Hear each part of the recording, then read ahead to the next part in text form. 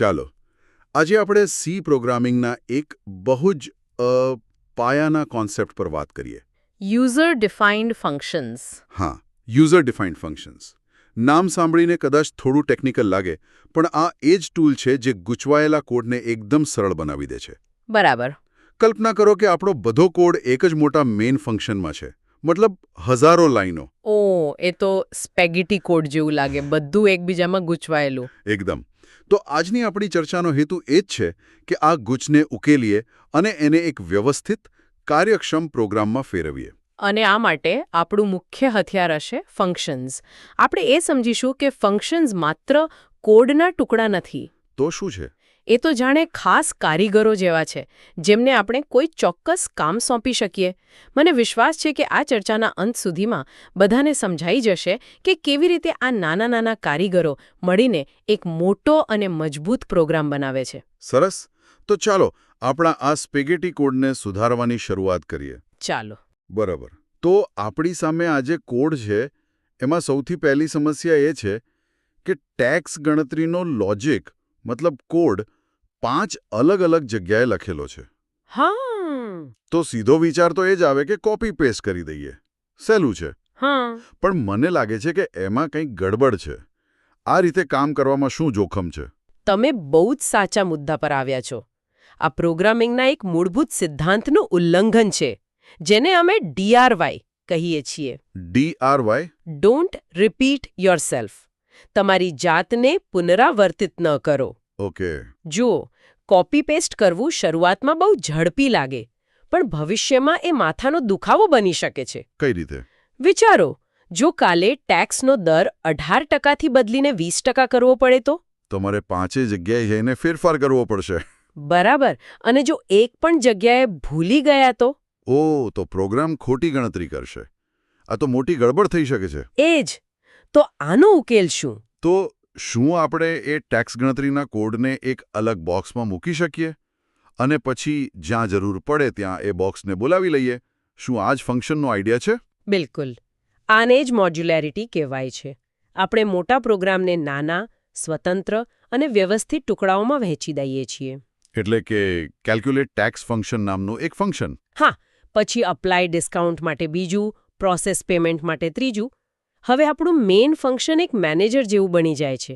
એ પોતે કામ નથી કરતું. ના, એ ખાલી યોગ્ય સમયે યોગ્ય ફંક્શનને કામ સોંપે છે. તે ફક્ત શું થઈ રહ્યું છે તે બતાવે છે. કેવી રીતે થઈ રહ્યું છે તેની ચિંતા નથી કરતું. અને આનો બીજો ફાયદો પુનઃઉપયોગિતા પણ થયો, ખરું ને? ચોક્કસ. આપણે કેલ્ક્યુલેટ ટેક્સ ફંક્શન એકવાર લખ્યું અને હવે એને ગમે તેટલી વાર ગમે ત્યાંથી બોલાવી શકીએ. ટેક્સનો દર બદલાય તો પણ ફેરફાર ફક્ત એક જ જગ્યાએ. આ તો બહુ પાવરફુલ છે. અને ત્રીજો, કદાચ સૌથી મોટો ફાયદો છે સરળ ડિબગિંગ. એ કઈ રીતે? માની લો કે પ્રોગ્રામમાં કોઈ ભૂલ આવી.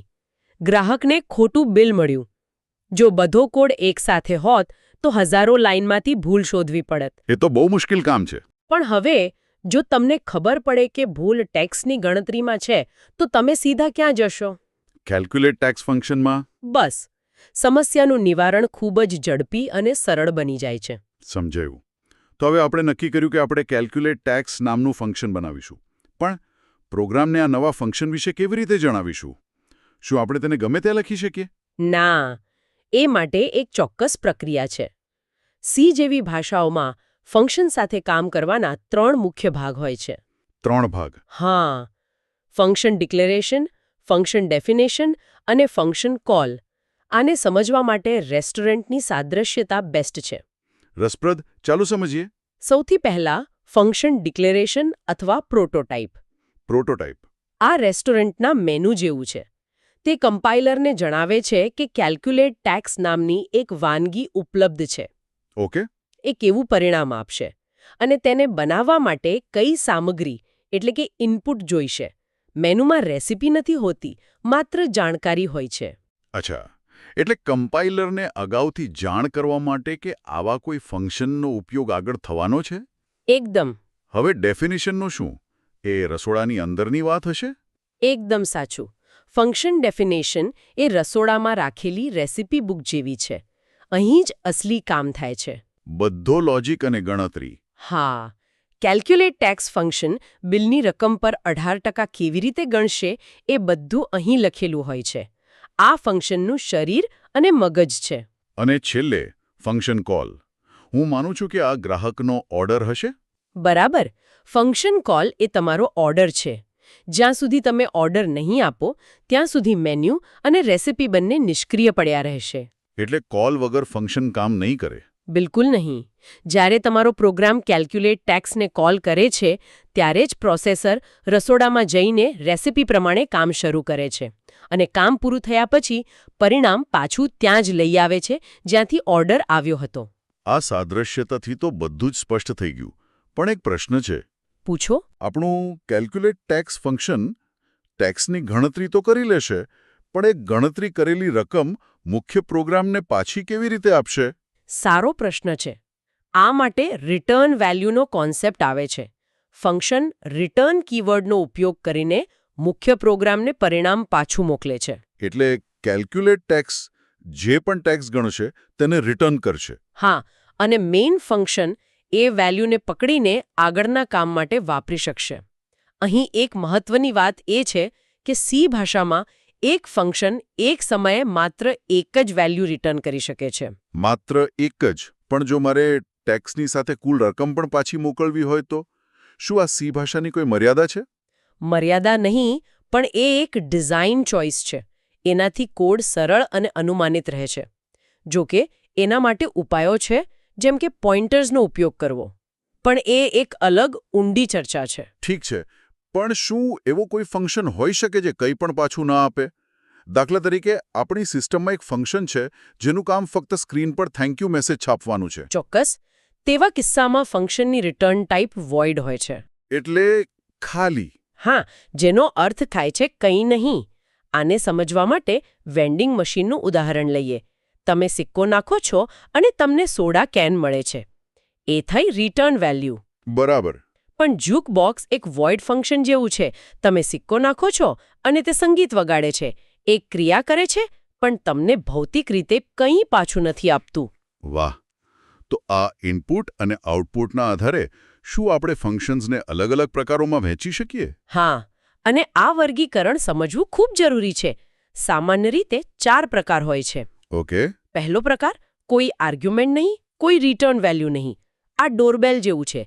તમે બટન દબાવો, તે અવાજ કરે, બસ. સિમ્પલ. બીજો પ્રકાર, આર્ગ્યુમેન્ટ સાથે પણ કોઈ રિટર્ન વેલ્યુ નહીં. આ પ્રિન્ટર જેવું છે. તમે ફાઇલ આપો, તે પ્રિન્ટ કરે, પણ કમ્પ્યુટરને કંઈ પાછું નથી આપતું. સમજાયો. ત્રીજો પ્રકાર, કોઈ આર્ગ્યુમેન્ટ નહીં, પણ રિટર્ન વેલ્યુ સાથે. આ દિવાલ પરનું થર્મોમીટર છે. એ તમારી પાસેથી કોઈ ઇનપુટ નથી લેતું, પણ પર્યાવરણમાંથી તાપમાન વાંચીને તમને એક નંબર આપે છે. અને ચોથો? ચોથો પ્રકાર, જે સૌથી સામાન્ય છે, આર્ગ્યુમેન્ટ અને રિટર્ન વેલ્યુ બંને સાથે. આ આપણું બ્લેન્ડર છે. ફળો આપો અને જ્યુસ મેળવો. આ બ્લેન્ડરવાળી સાદ્રશ્યતા એકદમ પરફેક્ટ છે. પણ શું થાય જો બ્લેન્ડરને ફળ તૈયાર કરવા માટે બીજા કોઈ મશીનની જરૂર પડે, જેમ કે ફળની છાલ ઉતારવા માટે એક પીલરની? શું એક ફંક્શન પોતાનું કામ કરવા માટે બીજાને બોલાવી શકે? શું આને જ નેસ્ટિંગ કહેવાય છે? તમે બિલકુલ સાચા રસ્તે છો.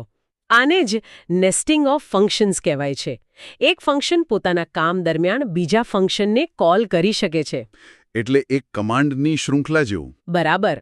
આપણી ચેકઆઉટ સિસ્ટમમાં મેઇન ફંક્શન કેલ્ક્યુલેટ ફાઇનલ બિલને કોલ કરે, પછી કેલ્ક્યુલેટ ફાઇનલ બિલ પોતાની અંદર એપ્લાય ડિસ્કાઉન્ટિંગ અને કેલ્ક્યુલેટ ટેક્સને કોલ કરી શકે છે. સમજાયો. હવે હું આજના સૌથી ગૂંચવણભર્યા પણ રસપ્રદ વિષય પર આવવા માંગુ છું. રિકર્ઝન. હા, રિકર્ઝન. મેં સાંભળ્યું છે કે આમાં ફંક્શન પોતાની જાતને જ કોલ કરે છે. સાંભળવામાં એવું લાગે છે કે તે અનંત કાળ સુધી ચાલ્યા જ કરશે. આવું કોઈ શું કામ કરવા માંગે? હા, રિકર્ઝનનો ખ્યાલ શરૂઆતમાં થોડો વિચિત્ર લાગે છે, પણ તે ખૂબ જ શક્તિશાળી છે. કલ્પના કરો કે તમે બે સામસામે ગોઠવેલા અરીસાઓની વચ્ચે ઊભા છો. તો એક પ્રતિબિંબની અંદર બીજું, તેની અંદર ત્રીજું. બસ, રિકર્ઝન કંઈક આવું જ છે. તે મોટી સમસ્યાને નાની, સમાન પેટા સમસ્યાઓમાં તોડીને કામ કરે છે. જેમ કે ફેક્ટોરિયલ 5ની ગણતરી કરવી હોય તો આપણે તેને 5 ગુણ્યા ફેક્ટોરિયલ 4 તરીકે લખી શકીએ. એટલે ફેક્ટોરિયલ ફંક્શને પોતાની જાતને જ નાના ઇનપુટ સાથે કોલ કરી. એકદમ. પણ આ તો અનંત લૂપમાં ફસાઈ જવાનો સીધો રસ્તો લાગે છે. ફેક્ટોરિયલ 4 પછી 3 2 1 0 -1 આ ક્યાં અટકશે? આને રોકવા માટે કોઈ વ્યવસ્થા તો હોવી જ જોઈએ. ચોક્કસ. અને એ જ રિકર્ઝનનો સૌથી મહત્વનો ભાગ છે. સુરક્ષિત રિકર્ઝન માટે 2 ઘટકો જરૂરી છે. પહેલું છે બેઝ કન્ડિશન. એટલે કે અટકવાનો મુદ્દો? હા, આ તે શરત છે જે રિકર્ઝનને રોકે છે. ફેક્ટોરિયલના ઉદાહરણમાં બેઝ કન્ડિશન એ છે કે જો નંબર 1 પર પહોંચી જાય તો બસ 1 રિટર્ન કરો અને આગળ કોલ કરવાનું બંધ કરી દો. ડોમિનોઝની હારમાળાના અંતે રાખેલી દિવાલ જેવું? બરાબર. અને બીજો ઘટક છે રિકર્સિવ કોલ, એટલે કે આગળ વધવાનો મુદ્દો. જ્યાં ફંક્શન પોતાની જાતને કોલ કરે છે? હા, પણ દરેક કોલ સાથે સમસ્યાને બેઝ કન્ડિશનની એક પગલું નજીક લઈ જાય છે. જેમ કે ફેક્ટોરિયલ n-1. જો બેઝ કન્ડિશન ન હોય તો પ્રોગ્રામ અનંત લૂપમાં ફસાઈ જશે અને ક્રેશ થઈ જશે. આ બધું સૈદ્ધાંતિક રીતે તો સરસ લાગે છે, પણ મેં કેટલાક સિનિયર ડેવલપર્સને એવું કહેતા સાંભળ્યા છે કે રિકર્ઝનનો ઉપયોગ ટાળવો જોઈએ કારણ કે તેમાં સ્ટેક ઓવરફ્લો જેવા જોખમો છે. આ વાતમાં કેટલું સત્ય છે? આ એક ખૂબ જ વ્યવહારુ પ્રશ્ન છે અને તેમાં સત્ય પણ છે. રિકર્ઝનનો મુખ્ય ગેરફાયદો એ છે કે તે વધુ મેમરી વાપરે છે. વધુ મેમરી? હા. દરેક વખતે જ્યારે ફંક્શન પોતાની જાતને કોલ કરે છે ત્યારે મેમરીમાં એક નવો સ્ટેક ફ્રેમ નામનો બ્લોક બને છે. ઓકે. જો રિકર્ઝન ખૂબ ઊંડું જાય તો મેમરી ભરાઈ જાય છે અને સ્ટેક ઓવરફ્લો એરર આવે છે, જેનાથી પ્રોગ્રામ ક્રેશ થઈ જાય છે. મને હજી યાદ છે જ્યારે હું કોલેજમાં હતી ત્યારે મારી સાથે આવું થયેલું. હું ફેક્ટોરિયલનો પ્રોગ્રામ લખી રહી હતી અને બેઝ કન્ડિશન લખવાનું ભૂલી ગઈ. પ્રોગ્રામ ચલાવ્યો અને તે તરત જ ક્રેશ થઈ ગયો. મારા કમ્પ્યુટરની મેમરી પેલા વેટર જેવી થઈ ગઈ હતી જે એક પછી એક પ્લેટનો ઢગલો હાથ પર ઊંચકતો જાય અને અંતે બધી પ્લેટો પડી જાય. એ ભૂલ તમે જીવનમાં એક જ વાર કરો છો. તો એનો અર્થ એ થયો કે લૂપ્સ હંમેશા વધુ સારા છે કારણ કે લૂપ ઓછી મેમરી વાપરે છે? હંમેશા નહીં. કેટલીક જટિલ સમસ્યાઓ જેમ કે ટ્રી કે ગ્રાફને લગતી તેનો ઉકેલ રિકર્ઝનથી લખવો ખૂબ જ સ્વાભાવિક અને સરળ લાગે છે. કોડ ટૂંકો અને વાંચવામાં સહેલો બને છે. જ્યારે લૂપ્સથી એ જ કામ કરવા માટે કોડ જટિલ બની શકે છે. બરાબર. એટલે આ એક ટ્રેડ ઓફ છે. પ્રોગ્રામરે સમસ્યાના આધારે નિર્ણય લેવાનો હોય છે કે ક્યારે રિકર્ઝનની સરળતા પસંદ કરવી અને ક્યારે લૂપ્સની કાર્યક્ષમતા. તો આજે આપણે એક લાંબી પણ બહુ રસપ્રદ સફર કરી. આપણે ગૂંચવાયેલા સ્પેગેટી કોડથી શરૂઆત કરી અને યુઝર ડિફાઇન્ડ ફંક્શન્સનો ઉપયોગ કરીને તેને એક વ્યવસ્થિત અને પુનઃઉપયોગી પ્રોગ્રામમાં ફેરવ્યો. હા, આપણે ફંક્શનના ઘટકો, તેના પ્રકારો, નેસ્ટિંગ અને રિકર્ઝન જેવી શક્તિશાળી ટેકનિક સુધીની ચર્ચા કરી. બરાબર. આ ચર્ચાના અંતે એક વિચારવા જેવો પ્રશ્ન મૂકીએ. જરૂર. આપણે જોયું કે રિકર્ઝનને રોકવા માટે બેઝ કન્ડિશન કેટલી જરૂરી છે. હવે કલ્પના કરો કે કોઈ રિકર્સિવ ફંક્શનની બેઝ કન્ડિશન એવી રીતે લખાઈ હોય કે જે ક્યારેય સંતોષાય જ નહીં. એટલે પ્રોગ્રામ સ્ટેક ઓવરફ્લો એરરથી ક્રેશ થશે. હા, પણ પ્રશ્ન એ છે કે આ ક્રેશ થવા પાછળ કઈ સિસ્ટમ કામ કરે છે? કમ્પ્યુટરની ઓપરેટિંગ સિસ્ટમ પાસે એવા કયા આંતરિક સુરક્ષા ઉપાયો હોય છે જે એક અનિયંત્રિત પ્રોગ્રામને આખા કમ્પ્યુટરને ક્રેશ કરવાથી રોકે છે? આ તો વિચારવા જેવો પ્રશ્ન છે. આના પર વિચાર કરજો.